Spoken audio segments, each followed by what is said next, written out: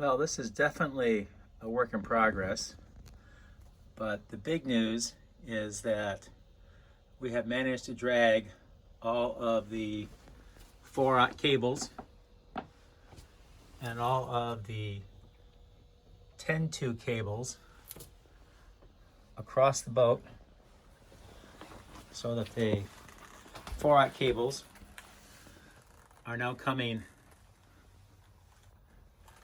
through to the other side of the boat, ready to be connected into the battery box. And a lot of work was done